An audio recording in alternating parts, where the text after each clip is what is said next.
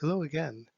In this last section of the presentation, I want to talk about some possible conclusions that we could make related to the relation between media and politics, but with a proviso here. We have covered a lot of ground, we've gone a lot of directions. There are many more directions that we can go. So what I'll be presenting here as some conclusions might be better thought of as some general observations that I can suggest to you, and you will certainly come up with your own. Some of them will agree or disagree with these. Some of them are going to be about different topics entirely. That is, it's a broad and very productive field, and I hope that we'll be able to discuss some of your general observations and conclusions in the seminar. But here are the ones that I have to offer. First of all, any kind of understanding of media and of the role of media is impossible to reach without evaluating media in relation to the other social and political institutions that exist in the political and social environment.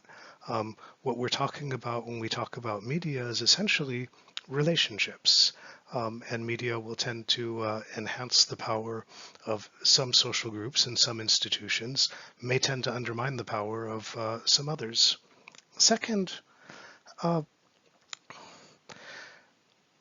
the main reason probably that we're concerned about media and what's in media, the content, and what people do with media, is because of this idea of the public sphere. That is, because we tend to make the assumption, we think that it's a well-founded assumption, that it is impossible for democratic societies to function without well-informed citizens, without active debate, without a broad range of alternatives available in terms of policy, without channels of communication between members of the public and institutions. And it's largely on these grounds that we are likely to be concerned about and very frequently disappointed with media.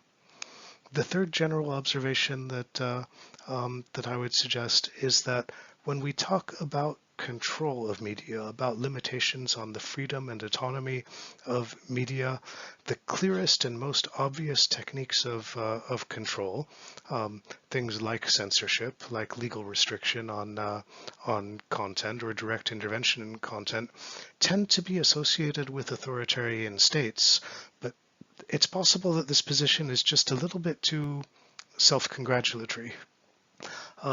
Narrow control of media is not only a characteristic of authoritarian states, but we can talk about narrow control of media and especially about constraints on plurality and constraints on autonomy of media in democratic states, including established democratic states, and many of these have to do with private control rather than with public control.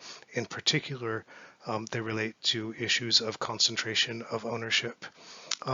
And a final general observation that I would offer is that much of what we have to say about media, many of the hopes and many of the fears that are associated with the introduction of media have to do with our perception of what technology is capable of.